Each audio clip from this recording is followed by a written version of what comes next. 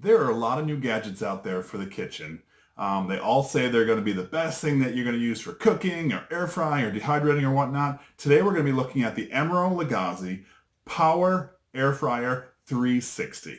So what I'm going to be using for this is I'm going to be using it for a rotisserie. I'm going to do some air frying, of course. I'm going to do some toasting because it has that feature, and then I'm going to do some dehydrating, and I'll show you along the way everything I cook during this process, and then we can decide whether or not this $200 price tag is really worth it.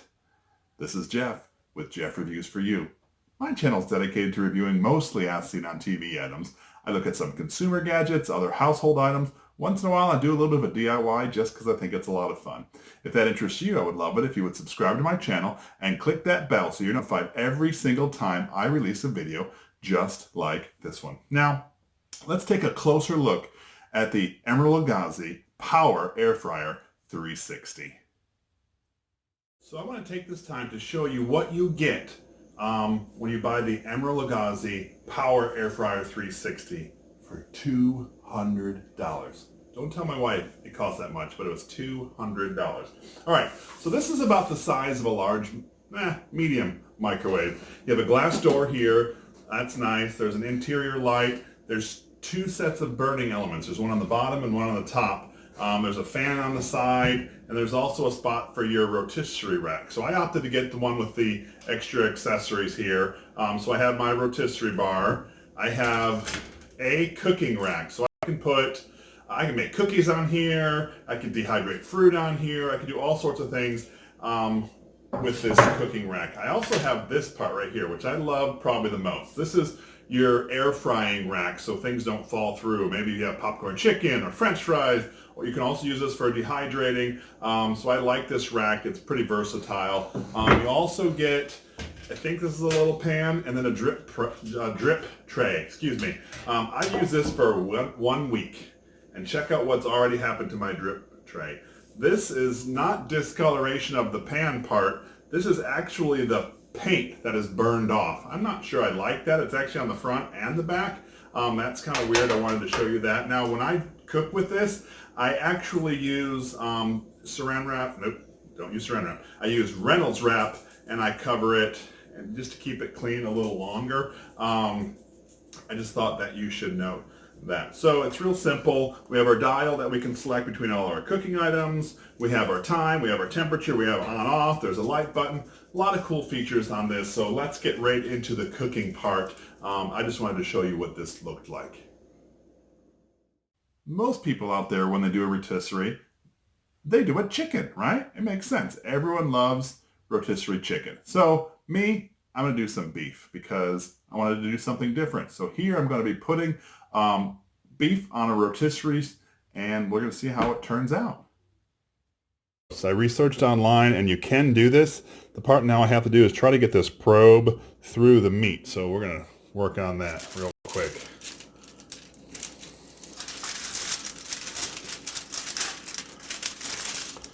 It actually went through easier than I thought. I thought I was going to struggle with it, but I guess not.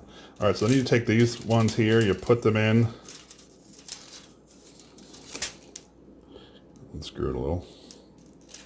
Be careful because they are sharp.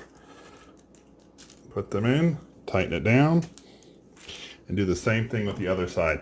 I just have simple seasoning on here: salt, pepper, dried onion. Just a simple seasoning. Before you put these on, make sure you unscrew it so it goes through. There we go. And tighten it down. So what we're going to do now is we're going to take this and actually put it into the XL360 air fryer rotisserie oven. All right, so we use this dial right here to select rotisserie. If we move it to the one that's blinking, you can see rotisserie. This dial here will do the temperature, so I'm going to take that down to about 350. The dial below it here does the time. We're going to take this up to about an hour.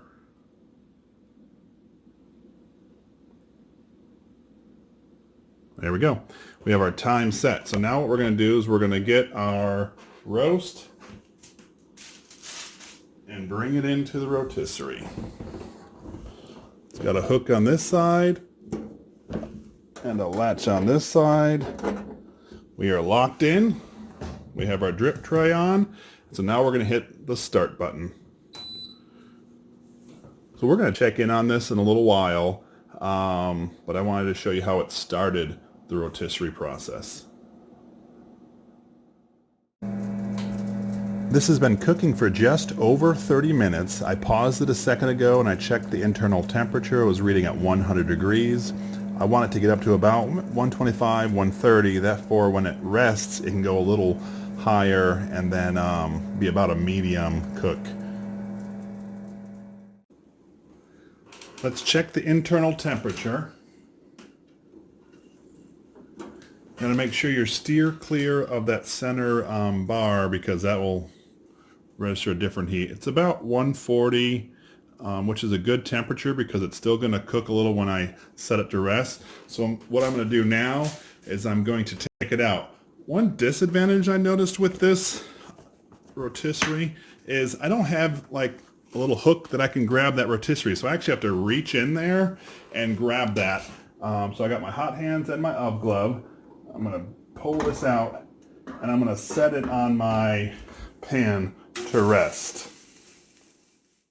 I would love to hear from you. Have you used an air fryer like this one from Emeril Lagasse or other as seen on TV air fryers or just other air fryers in general? Let me know down in the comment section below. What has your experience been with an air fryer or a rotisserie or whatnot? I'd love to hear from you.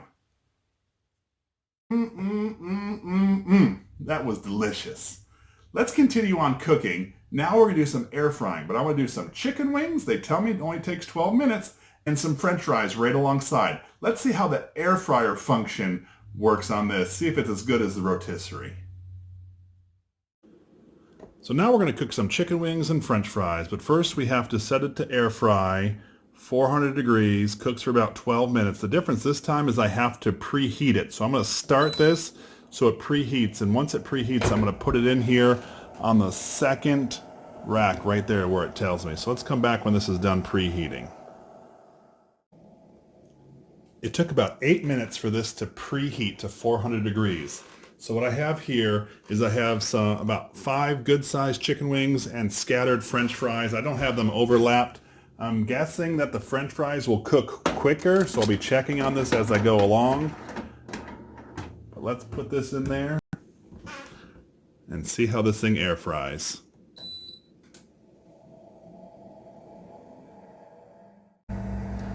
I took the French fries out after about 18 minutes.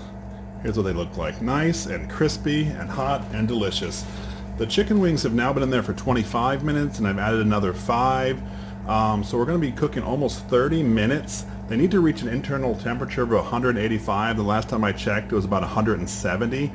So it does not take the 12 minutes that it tells you on the package. It'll be about 30 minutes. But I guess it's also dependent on the size of your wings, and these are pretty thick wings. So I'm thinking at the end of this 3-minute mark here, they're going to be finished. When your cooking finishes, this will turn from the orange color to blue and it'll beep letting you know that it's done. These wings took about 30 minutes, but they are cooked. Little disappointing on the air fryer. It took a lot longer than it said, but you know what? It was still delicious and I really liked it. I want to know, this thing says it's going to replace my toaster? That's interesting. I want to toast some bread. I've tried the toast a few different ways. So now I've taken out the bottom pan so the heating element can actually heat the bottom of the toast as well as the top. So let's go turn this on and see what it looks like at the end of the toasting time. Here we're done toasting. So now I'm going to open it. We're going to check the bottom of the bread to see if it's toasted. Oh, yep, it's toasted on the top and the bottom. I did have to increase the temperature just to make sure it was toasting, but it turned out in the end. As with all appliances, this one's taking a little finagling working on things. The toaster, I actually had to take all the lower trays out just to get the bread to toast on the bottom. The first few times I did it, it only toasted on the top, and that was kind of ridiculous. So then I took the trays out, which got crumbs in it, and that was kind of annoying. Needless to say, let's spend the next 10 to 11 hours dehydrating some fruit to see how they turned out. I wasn't too happy with the toaster, but let's try the dehydrating feature. Let's dehydrate some pineapples and some strawberries. So the direction of this one is we still cycle through till we get to dehydrate. I'm going to set the temperature at 125, and then I'm going to do it for 10 hours because that's how long it says to do pineapples. In the recipe guide, it says put it on shelf 2. So I have my pineapples and strawberries already cut up. About a 1/4 inch thick is what they recommend. So I'm going to put them in just like so. And then I'm going to hit the button to start the process. So we'll see you in 10 hours when hopefully we have some really awesome dehydrated strawberries and dehydrated pineapple. All right, let's see what we get from 10 hours in the dehydrator. Oh, they look like some dehydrated fruit. Let's see. Well, that's kind of cool. The strawberries sure got a lot smaller. Very cool. So during the course of this week, I've used the Emeril Lagasse Power Air Fryer 360 to use the rotisserie function. I've done the air fryer. I've done the toaster function. I've even dehydrated some fruits. So here are my final thoughts about this product. Rotisserie, I love it. I'm going to use it again and again and again. I'm going to use it for beef. I'm going to use it for pork. I'm going to use it for chicken. It was a great tool, and it cooked the meat thoroughly. I cooked mine to medium. You may like yours a little darker, so then you just leave it in there a little longer. But it was really, really good and juicy and delicious, and I just loved it.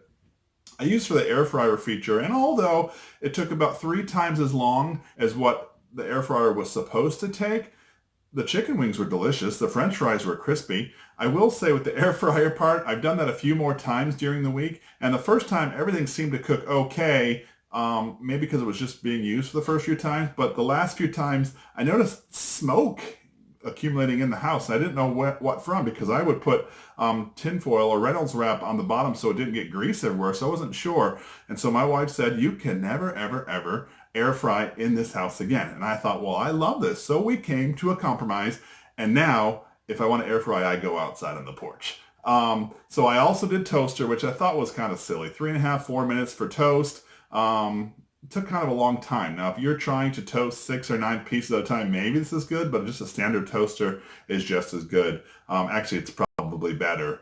And I didn't like that I had to take out all the trays to do it, because then I got toast crumbs inside of this product. Now I had to vacuum it out because I like to keep it clean. The last thing I did was dehydrating, and that was cool because I love dehydrated fruit. Strawberries turned out wonderful. The pineapple, on the other hand, it was in for a full 10 hours. I was a 1/4 inch thick, just like they told me, and they were still wet. I probably need another 5, 6, 7 hours, but I didn't want to invest the time. I probably won't use this for the dehydrated part either. Now, if you're doing fruits like strawberries and stuff, they go by pretty quick, but pineapples take a long time. Anyway, this was my review of the Emeril Lagasse Power Air Fryer 360. If I were to do a buy or deny, it was about $200, so that's a big chunk of change right off the bat. But it does do a lot of things, and for me, the rotisserie part and air fryer, if I use it outside, are key. So I would go along with buy for this product. It's well built. It's a great little product. It does a lot of things, even more things than I outlined in this video. So that was my review. This was Jeff with Jeff Reviews for You. As always, thanks for stopping by. Have a great day. Thank you for sticking around for my entire review video for the Emeril Lagasse Power Air Fryer 360. It was a really, really neat device, and if you end up getting it, let me know down in the comment section below. I'd love to hear from you. Not too long ago, I did another kitchen appliance, and it was a smokeless grill. And I'm going to link it right here so you can click on that link and check out this review video of the smokeless grill. I will see you at this video. It's safe, I promise. Click on it.